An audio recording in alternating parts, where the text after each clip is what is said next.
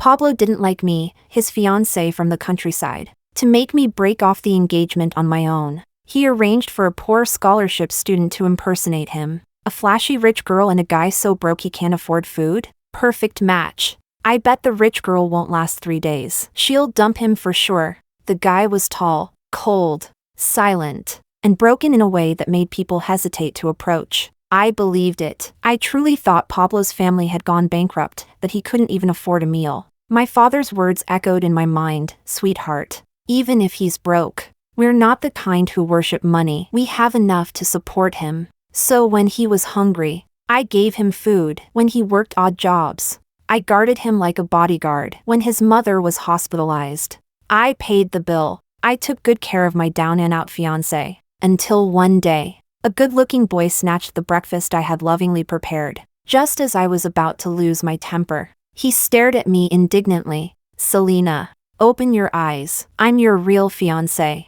Chapter 1. My dad once told me I had a fiancé in the city. He wanted me to decide for myself whether I wanted him or not, and used that as motivation for me to aim for a good college. So, in my second year of high school, he arranged a school transfer. I was placed directly into Pablo's class.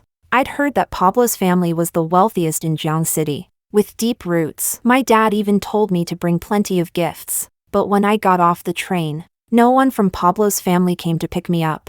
At first, I was a bit annoyed, but when I got to school, I saw a thin boy, Pablo, wearing a sun-bleached, faded t-shirt. All my anger vanished instantly. A classmate I met on the way saw the photo in my hand and kindly offered to lead me to him. "Class 11B? Looking for Pablo? I know him. I'll show you." He lifted a hand and pointed. I followed his finger. The boy sitting by the window sat upright, clean-cut and quietly composed. The filtered sunlight of the afternoon fell gently across his profile. A breeze ruffled his fringe, revealing a smooth forehead and sharp brow line. I glanced at my photo, then back at him. The words of the classmate still echoed painfully. "You didn't know? Pablo's family went bankrupt 2 years ago. Now he lives off scholarships, works after school, and sometimes goes hungry. Our families rarely kept in touch, and something like a bankruptcy wouldn't have been announced to us rural folks anyway." I made a soft sound of understanding and nodded rapidly like a packing chick,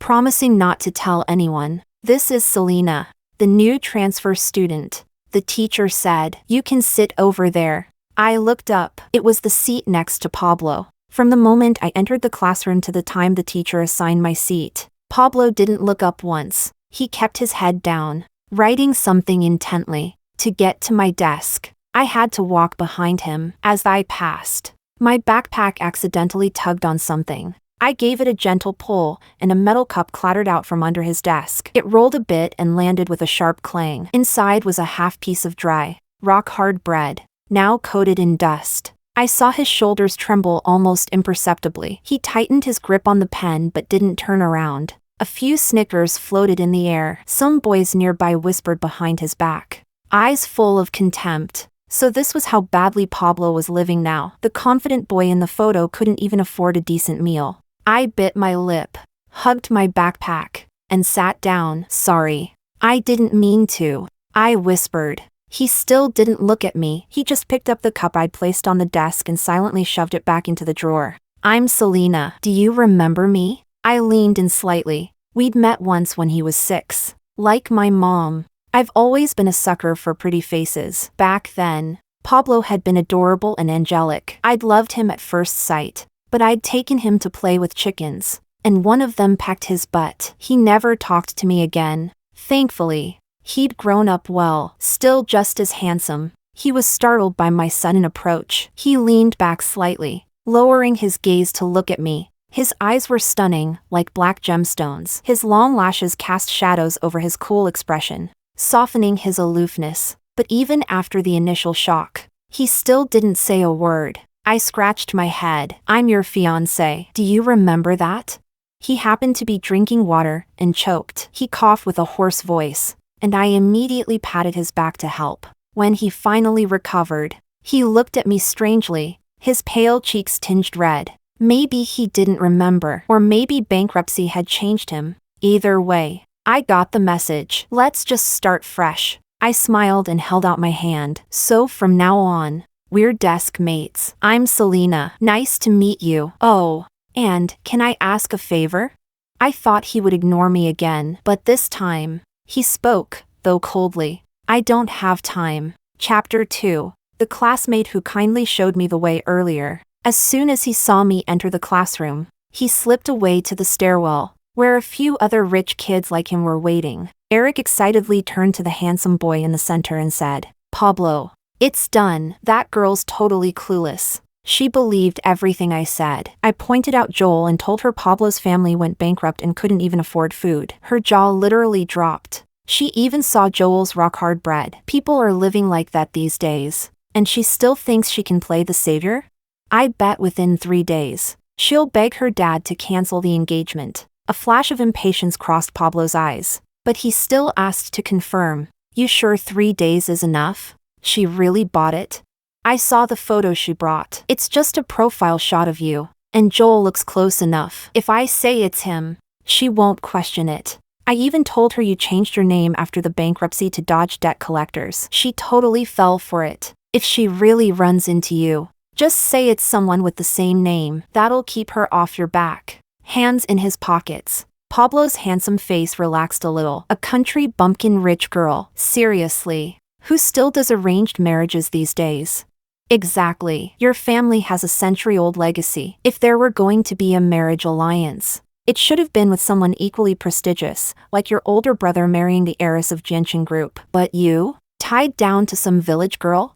No kidding. My mom's been protesting for days over this. She even went on a hunger strike to force my dad to call it off. But you know how my dad is, always listens to Grandpa. And Grandpa's all about honor and loyalty. Wants to fulfill some promise he made to an old war buddy. Oh right, about your fiancé though. Pablo shot him a cold look, and he quickly corrected himself. That country girl's actually kinda pretty. I even took a photo. Wanna see? Maybe you'll change your mind. Pablo scoffed. Are you kidding me? You think I'd go for someone like that? Eric scratched his head and muttered. I mean, she's really pretty. Prettier than your childhood sweetheart. The school belle. Chapter 3. I had no idea about any of that. Right now, all I could see was Joel. Yes, he said his name was Joel, and that's what everyone called him. It made sense. Pablo's family really had gone bankrupt. Even changed his name to dodge debt collectors. I spent the whole day trying to talk to Joel. He barely responded. Sometimes even pretended not to hear me. But I was a chatterbox by nature. I inherited that from my dad. He could talk to cows all day and not get bored. And with how easily I warm up to strangers, social interaction was basically my superpower. Hey, do you know any good food around Jiang City? It's my first day. I don't know anything. By the way, do you commute or stay on campus? Wait, this topic's different from how they taught it back in my town. Where can I get some water? I'm so thirsty. Joel would sometimes get fed up and mutter, just focus on class. Then, after a pause, he'd add, there's a water station outside class 4. You can only go during breaks. By the time break came, I'd completely forgotten about getting water. Instead, I called my dad to tell him about Pablo's bankruptcy. He sounded shocked. What? Really? Well, it's fine, baby. If it's true, it's true. We're not the type to judge someone by money. It's in hard times that a person's character shows. If you really like the kid, we can support him. I nodded. Not that I really liked him, but Joel did seem pitiful. I didn't have much, except money, and that just happened to be what he lacked. My family got rich the year I was born, when the 1998 real estate reform was still just a whisper in the newspaper. My dad bought up an abandoned grain station. By 2005, when the city launched a new development zone, he dove right in again. Later, when the internet boom hit, he had no idea what was going on, but he knew how to invest. We hadn't been rich long, so compared to the generations of wealth behind Pablo's family, I really was what they call a nouveau riche. But being nouveau riche has its perks, like how my dad gives me credit cards like candy and doesn't even blink. I could have bought the entire KTV Joel worked at, but I didn't. Instead, I spent days pestering him just to find out where he worked. At night, Joel looked a bit different, more relaxed. Hair slightly messy. I had followed him in secret, and when he spotted me, his brows furrowed hard. Who told you to come here? He dragged me to the stairwell. Who said you could come to a KTV? Well, at least he was talking now. I pulled a sandwich from my backpack and shoved it into his hand. Joel froze, hand hanging in midair. Eat. I nudged it toward him. I accidentally bought too many. The owner said it'll expire by tonight, and I can't finish it. It'd be a waste, so help me out, okay? I'd already looked into it. Joel worked 3 jobs every day after school. First, handing out flyers, then running a fried noodle stand. After that, he'd come here to work late shifts at the KTV. He sold noodles for 7 yuan a serving and never dared eat them himself. He either made do with a cold bun from the morning or waited to scavenge leftovers from the KTV lounge. In the past few days, I'd already made friends with most of the class. Plenty of them warned me to stay away from Joel, said he was weird, always gloomy, only did homework and never talked to anyone, said his mom had uremia and his sister was disabled. Strange. Pablo's mom had such a serious illness? But I didn't dare ask Joel directly. I didn't want to upset him. Why? Joel asked softly, looking down at the sandwich. I shook my hand and widened my eyes playfully. Why not? You're my desk mate, and you helped me solve a question today. I nodded firmly. Yeah. My dad said if I don't get into a good college, he'll break my legs. So Joel, this sandwich is a bribe, okay? Not free, you have to keep tutoring me tomorrow. Earlier today, I glanced at his test.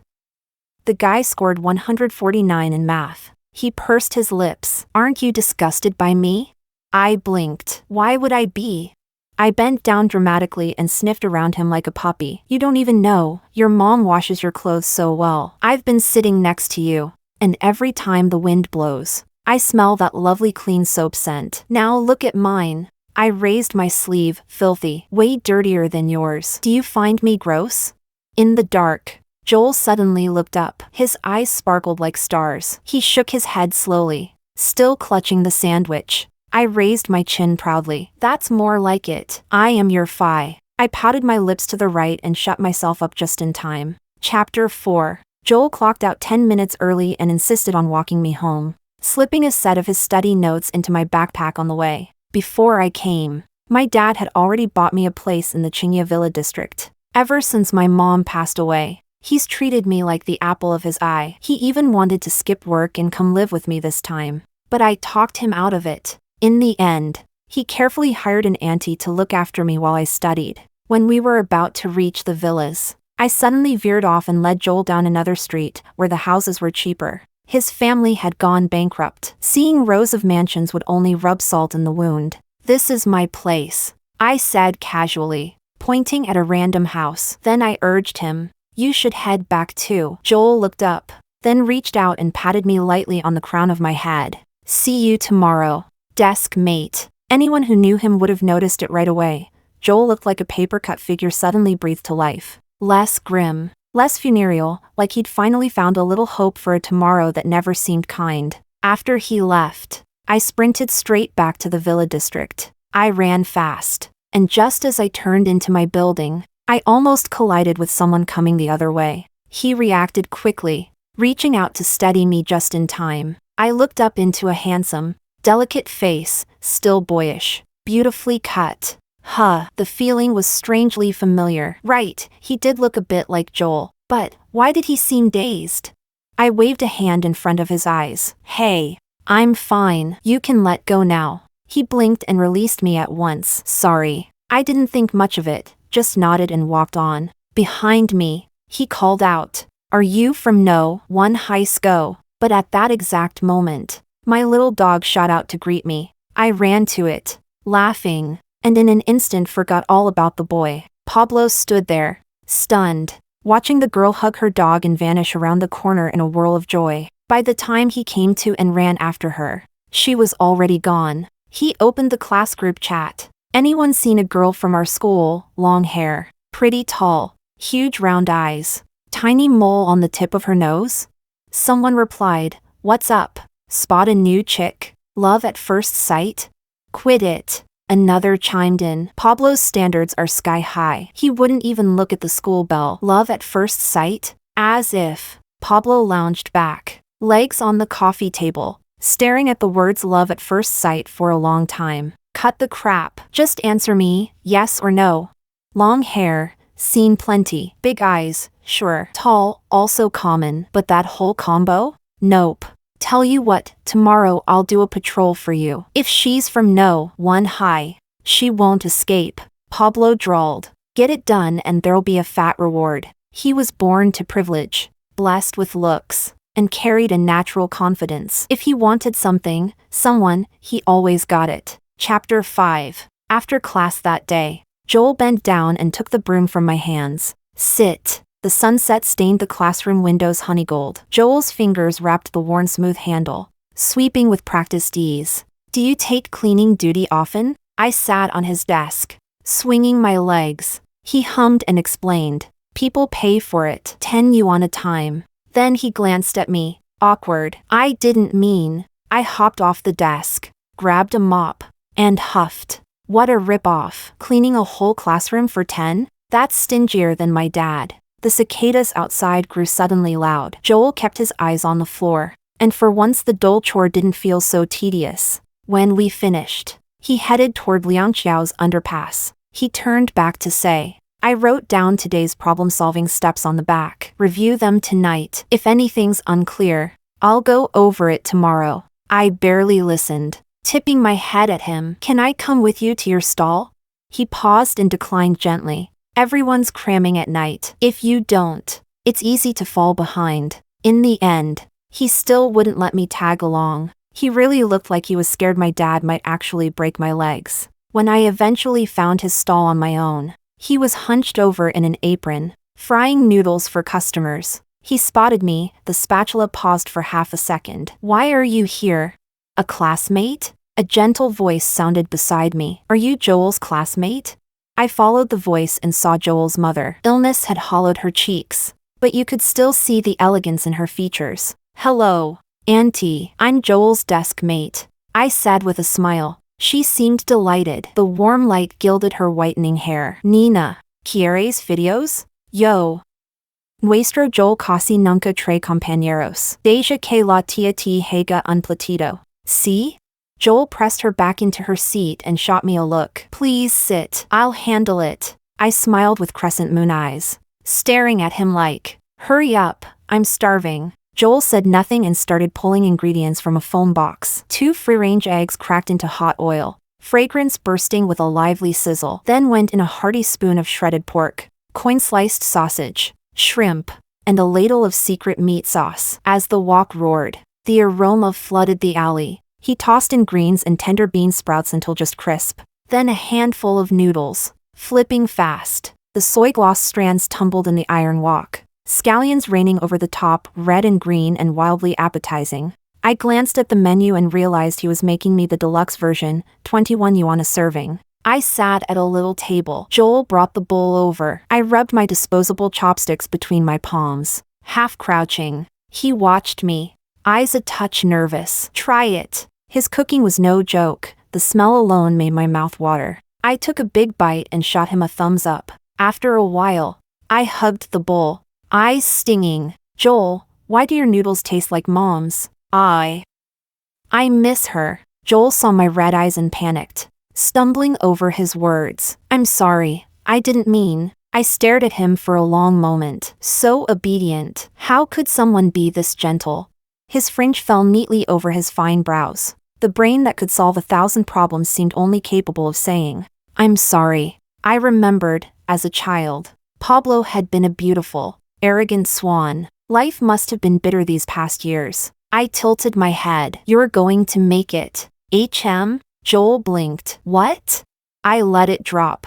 I'd never met anyone like Joel. 1 foot sunk in the mud, and yet utterly clean. He was brilliant, too, even with only class time to study each day. He'd held the #1 rank for years, so a brief dimming of light didn't mean anything. I believed Joel would make it, whatever he chose to do. Chapter 6. That weekend, I didn't look for Joel. Instead, itching for some thrill, I snuck into a racing club. Ever since coming to Jiang City, I hadn't touched a wheel, but just as I reached the entrance, I got turned away. Sorry, miss, we're closed to the public today. I pointed at the sign outside. It literally says you're open today. Ah, that's our staff's mistake. Apologies. I was disappointed. I'd finally found a decent club with some real skill. I'd always loved riding, first cows as a kid, then bikes. And once I discovered racing, my dad even sent me abroad for a few months to train.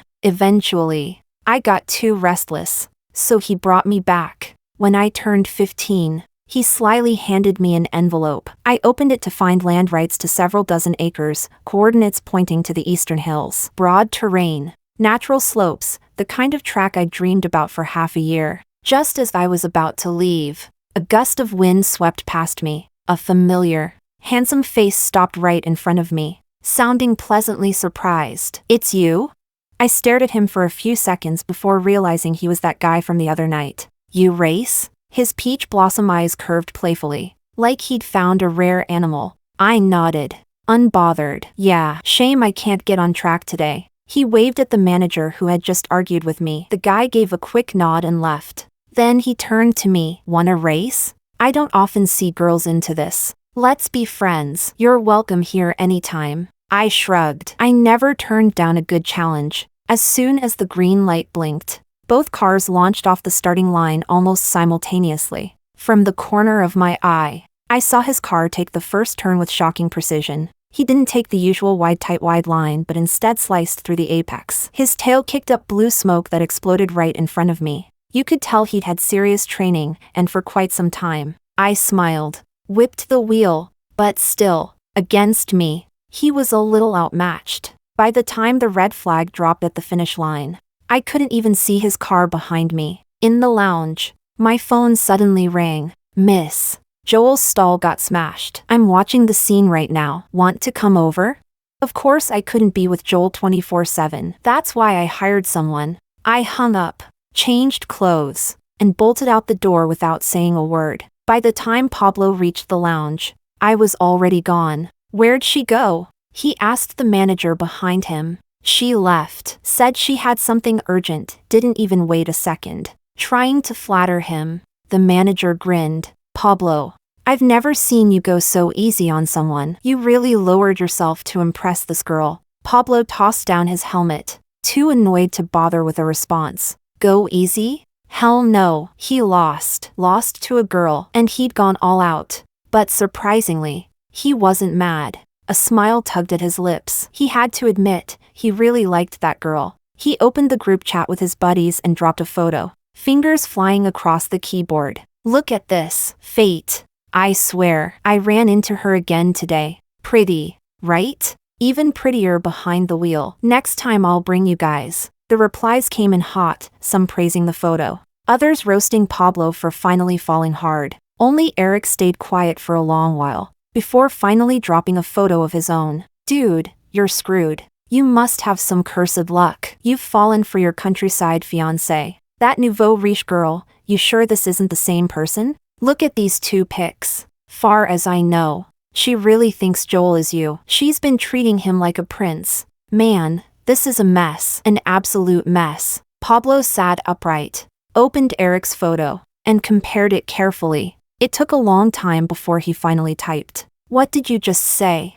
Chapter 7. By the time I reached Joel's stall, I didn't know where he'd been hit, but blood was dripping from the corner of his mouth. I'd already heard stories. Before Joel's father died, he racked up a mountain of gambling debt. Sometimes the debt collectors would crash at Joel's house, eating, drinking, and living there for days just because they couldn't get their money. Once in a while, they'd even come to his school, demanding repayment in front of everyone. Technically, Joel wasn't responsible. It wasn't his debt, it was his father's. But because of that, the collectors resorted to threats, harassment, and intimidation. When the scar-faced one saw me, he sneered. "Yo, got yourself a girlfriend now?" I figured the money was going somewhere else. "No wonder you can't even cough up 5,000 yuan. He reached out to grab Joel, but before he could react, I kicked him hard right between the legs. Don't be fooled by my skinny frame. My dad, paranoid that something might happen to his precious daughter, made me learn taekwondo from a young age. This girl might look like a noodle, but these fists are solid muscle." I grabbed the guy's wrist and twisted. He howled in pain, trying to pull away, but my grip didn't budge an inch. "You little bee. The cops are on their way," I said coldly. "Keep yelling, I dare you." I'd already called the police on my way here. Right on cue. Sirens blared in the distance, getting closer fast. The whole crew scattered like rats. Except Scarface. He couldn't escape with me holding him. By the time we got out of the police station, it was well past midnight. Joel had already repaid most of his dad's debts over the years. The last bit, 35,000 yuan. Interest included, I secretly paid off myself, just so he could finally have peace. "Does it still hurt?" I asked, pointing to his cheek. His pale skin was now swollen, printed with a deep red palm mark. Joel shook his head, but halfway through walking, he paused and looked up at the sky. I followed his gaze and heard him speak. "Tell me something," he said, lifting his hand and opening his palm. "The moon is so bright and beautiful tonight. Why, is it shining on someone like me?" I looked up at the moon too, then spread my arms and gasped. "Whoa, you're right. I just noticed. It's true what they say, the moon's rounder on the 16th. Look how big and round it is. It looks like a giant mooncake." "Joel, do you want a mooncake? I'm starving." Joel had been watching me the whole time. At my words, he chuckled softly and nodded. That night, we didn't have mooncakes. We ended up eating Joel's deluxe stir-fried noodles instead. Chapter 8. The next day, I still arrived at school earlier than usual. When no one was looking, I quietly pulled out the breakfast the auntie had packed for me. Just as I was about to slip it into Joel's desk, a pair of beautiful hands flashed across my vision and snatched the sandwich away. I stared at my now empty right hand. I looked up, ready to explode, only to see an exquisitely handsome face. "You?" I blinked, confused. "Why'd you steal my sandwich?" Pablo's smile faltered, and a flicker of grievance appeared in his eyes. "Selena, you forgot me? I'm Pablo." I stared at him in surprise. "Wait, you're Pablo too?" He tapped my head with his finger. "When you were 6, you made a chicken peck my butt. Don't tell me you've forgotten." That's when I realized something wasn't right. You're Pablo?" I glanced at Joel's desk. Then he's? "Joel?" Pablo looked at me like it was the most obvious thing in the world, clearly puzzled by my confusion. "Don't tell me, you thought he was me?" I pulled out the address I always kept on me and pointed at it. But I checked. No one was there. Back then, I'd searched half-heartedly, and someone had pointed Pablo out to me, so I didn't think much of it. After all, I wasn't here to force the engagement. Getting into a good university was my real goal, and with Joel's academic level way beyond even the top elite universities, if I stuck close to him, I'd at least land a spot in a prestigious 985 or 211 university. So I told myself, who cares about a fiancé? If I couldn't find him, so be it. Besides, Joel was handsome too, a different kind of handsome than Pablo. Pablo looked like he was born from luxury and brilliance. Even his eyebrows carried pride and arrogance. Joel's beauty came with a quiet resilience, like he might collapse at any moment, yet somehow always stood tall. "Who gave you that address? It's all wrong." Pablo bent down, pretending to scold me. "Selena, look closely. I am your fiancé, the one with the childhood engagement." "Pablo, no idea who misled you into thinking Joel was me." I scratched my head awkwardly. "Sorry about that." More and more students were entering the classroom. Several glanced over. "Isn't that Pablo? Didn't he transfer to another class? Why is he back?"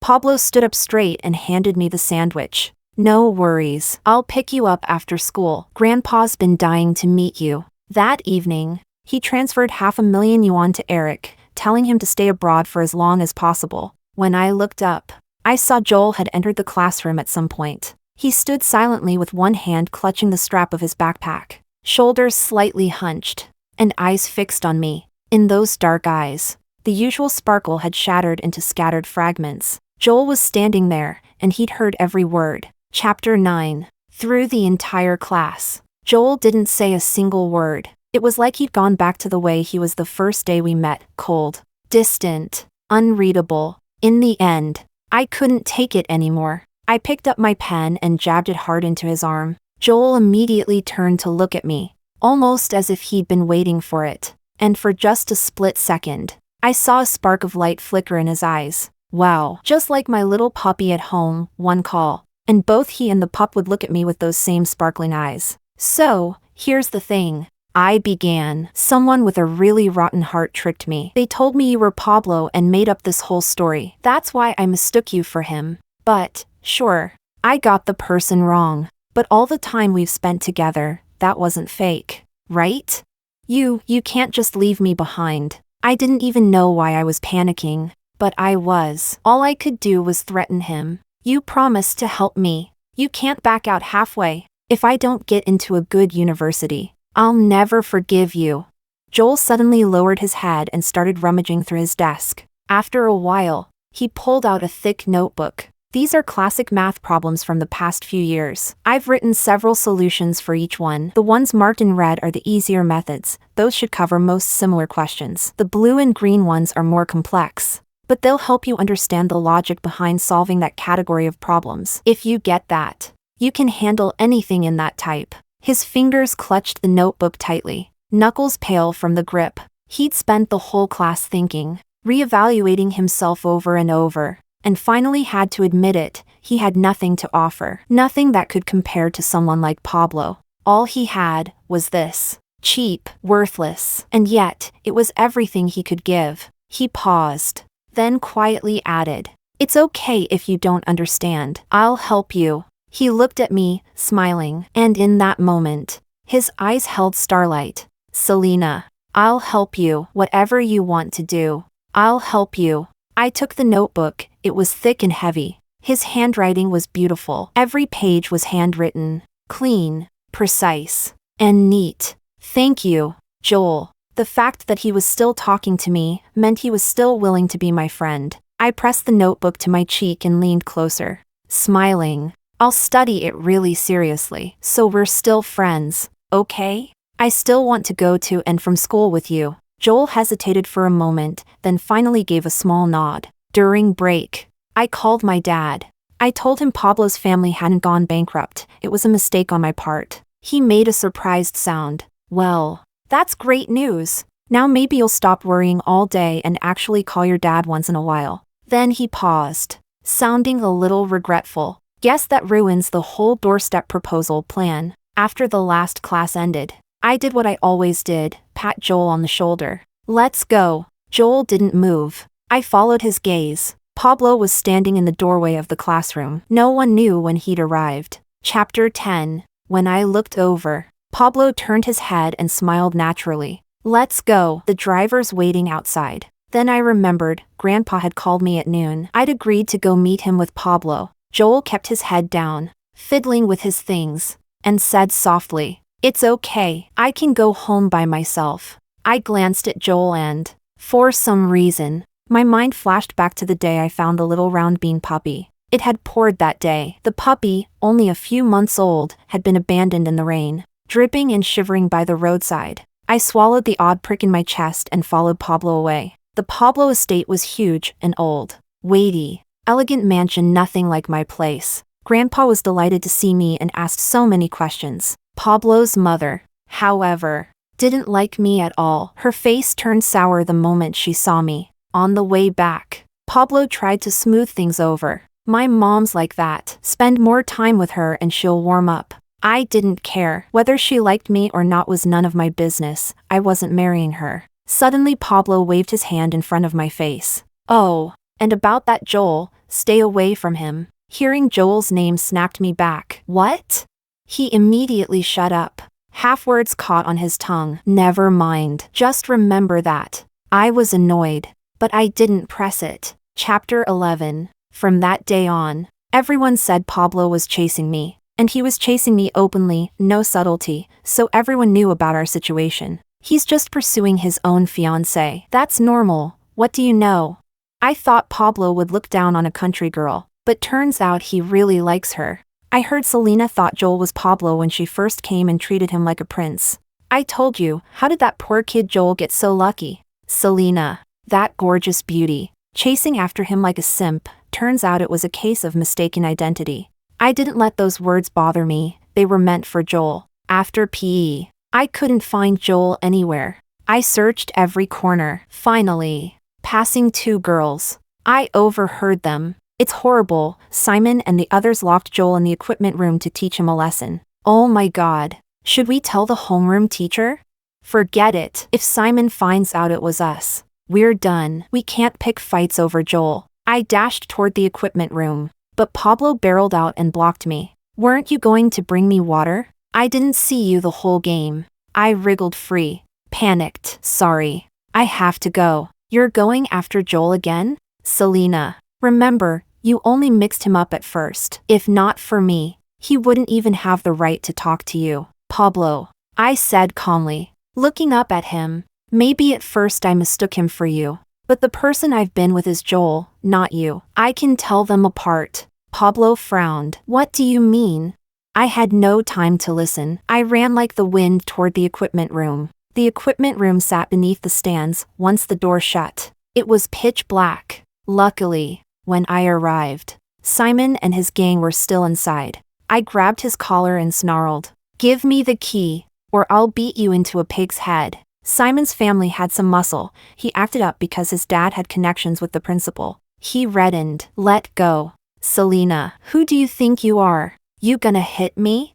I wasn't afraid. I lunged and shoved him hard. If I'm gonna beat you, I beat you now. Give me the key. Even Scarface wouldn't beat me. How could these pudgy high school bullies stand a chance?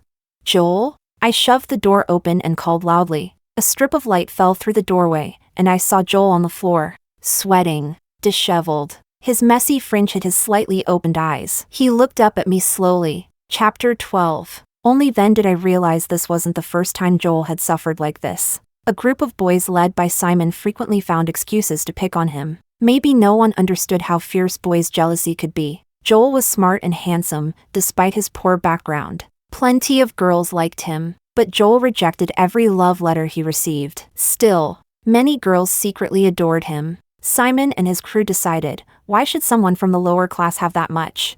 So they bullied him and even started dirtier rumors. Once, Joel had rescued a child on his way to school. The child's mother, in a Bentley, gave Joel a lift so he wouldn't be late. Simon and his friends saw it. By the end of the day, the whole school was buzzing with a vicious rumor. Joel was being kept by a rich, older woman. Wow. So Joel's like that? Clean cut on the outside, but selling himself for money?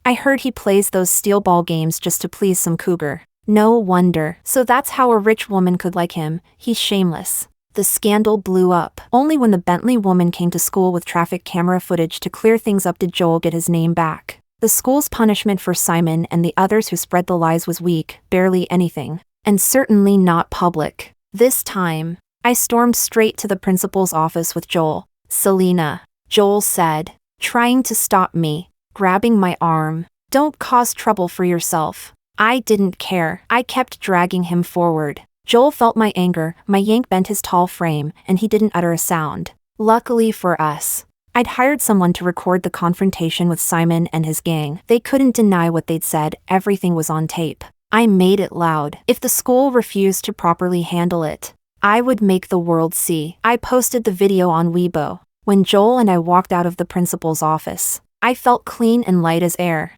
I looked back and realized Joel had been staring at me the whole time, his eyes full of admiration, almost spilling over. I straightened my chest and pretended to cough a couple of times. Don't forget to write that apology for me. The footage showed me roughing them up a little, brash. Sure, but considering I'd been fighting for someone else's dignity, small sins were forgivable. Joel smiled. Okay. Chapter 13. When I rescued Joel that day, Pablo was watching the whole time. But afterward, he didn't say a word. The next few times he came to see me, he acted like nothing had happened. I felt a bit awkward and planned to find a chance to talk it through with him. Then, right on cue, I got a video message from a friend abroad. Selena, is this Pablo guy the same Pablo who's your fiancé? I clicked it open. It was a noisy bar overseas. The place was loud. So the guy was yelling into the camera. Isn't this the funniest thing? Pablo asked me to pretend to be him, to help him ditch that fiancé from the countryside. And then guess what? Out of sheer damn bad luck or fate or whatever, Joel fell head over heels for the girl the moment he saw her. Now Pablo's trying to win her over, and I'm the one who got exiled. But fine, for my bro's happiness, I'll suffer through it. So that's how it was. Everything suddenly made sense. Strangely, I didn't feel sad watching the video. Instead, I felt lucky. I was lucky that the first person I met, through a mistake, was Joel. I turned off the video and poked Joel's arm with my pen. I hate sunburns, so Joel had taken the seat by the window. The afternoon light poured in, casting a warm halo around his side profile. "What's up?" He put down his pen and turned to me, serious. As always, even with the tiniest things. I stared at him closely.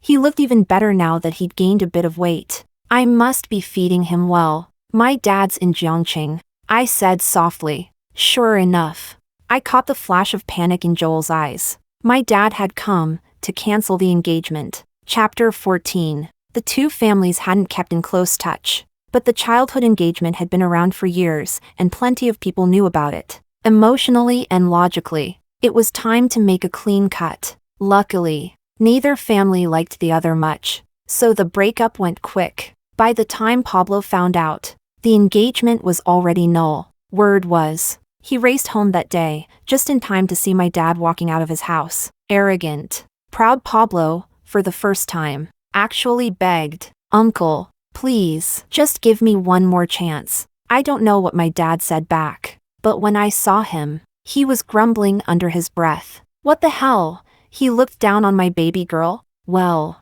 I looked down on him. Skinny twig like that. One punch and all four limbs collapse. Useless. My dad was in a phase where he couldn't stand any guy my age. Unfortunately, that's when he saw Joel standing next to me. His eyes widened like a judge ready to swing the gavel. "You don't stand near her." For years after that, Joel didn't dare come within 5 meters of him. Later, Pablo came to see me again. "You like Joel?" he asked. "There's nothing about him that compares to me. Does he even know how much one of your bags costs? You're with a broke guy like that, what are you getting out of it? You and I are a match. Joel isn't even from our world." He didn't sound angry, just calmly stating what he believed to be facts. I smiled slightly. "I thought you might apologize." He pursed his lips and replied, "It was a misunderstanding. I didn't do it on purpose." That was when I understood, he was the kind of person who didn't apologize. Maybe he didn't think he had to. Maybe he didn't think my forgiveness mattered. I looked at him seriously. "I'm rich, really rich. I can buy any bag I want. I'm not the kind of girl who marries a man just because he can afford my shopping list. If one day I go broke, I'll buy cheaper bags, no matter how life turns out. I believe I'll be just fine.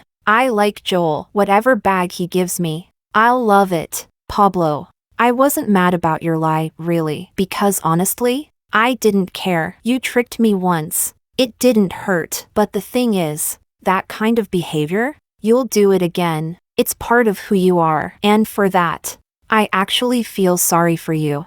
After that, Pablo never bothered me again. When we ran into each other at school, he always had a new girl by his side. Eventually, I heard he went abroad for university after the college entrance exams. Chapter 15. The year Joel took the college entrance exam, he got into Tsinghua. I trailed behind him and managed to land a spot at a 985 university in the same city. My dad was so ecstatic he hosted a 400-table banquet that very night. It was also around that time I learned Joel had once seriously considered dropping out of school, just a few days before I arrived. After college, Joel went on to pursue graduate studies. Life at home got better over the years. His little sister made it into middle school too. The only regret was that during sophomore year, Joel's mom passed away. As for me, I knew I wasn't cut out for academia. After graduation, I gradually took over my father's business empire. During Joel's grad school years, I expanded operations to Beijing. Back then, after wrapping up work each day, I'd drive over to his university, and without fail, the moment I parked, I'd see Joel waiting on the curb, clean, fresh, wearing a backpack. He was even taller than he'd been in high school. His features had grown sharper, more beautiful, but with the soft aura of a pure college boy. Meanwhile, I'd be in long dresses, every hair strand carefully styled at the salon, lipstick red, heels sharp, even though he was a few months older than me. During that time, I loved teasing him with his tie, coaxing him to call me big sister. Joel would always melt in the eyes, kneeling tenderly at my feet. Flushed and breathless, Jijia, I'm a direct kind of woman. I'm rich. I'm hot. I live exactly how I want. And when I keep a man, I spoil him properly. I'd already made up my mind. If Joel wanted to be a doctor, I'd build him a hospital. If he wanted to be an astronomer, I'd buy him a star. In the end, Joel became a world-class physicist, so I poured my money into building him a research institute. Adult Joel was something else entirely. That once skinny boy had shed all signs of youth. Now his features were sharp, his body lean and muscular, broad shoulders, narrow waist, every line carved with power. When he carried me, his veins bulged, but he never ran out of breath. Only his heartbeat thundered. I loved him most in white shirts and black trousers. When I tore them open and the V-line of his abs led down into that devilish curve, my God, he was sinful. Who would have guessed, behind that cold, abstinent professor facade? He was shockingly creative in private. Sometimes my back hurt too much, so I'd fake errands to escape. He'd mistake my evasion for losing interest. Selena, Joel used to never cry during the hardest parts of his life. Yet now, with me, he'd get teary-eyed in bed, voice hoarse and eyes flushed. I bought something new, wanna try it? But I was never good at resisting him. The moment he took off his glasses, I'd forget everything else. After we married, my business soared. The company I inherited from my father, I took it public. That same year, Joel won the most prestigious award in theoretical physics. When the interview aired, the whole world was stunned by the youth, the face, the brilliance. Those who knew him couldn't believe it. How could a man constantly racing between remote research centers still have the energy to produce such groundbreaking work? Only I knew. They didn't understand because they never met the high school version of Joel. At the end of the interview, the reporter asked, "Is there someone you'd like to thank the most for this award?" On the big screen, Joel's face appeared, calm and gentle. He spoke quietly, with unwavering tenderness. My wife. Joel looked straight into the camera, as if he were looking at me across space. She was the light of my youth. A light, long, bright, unwavering, that chased away all the darkness in his life.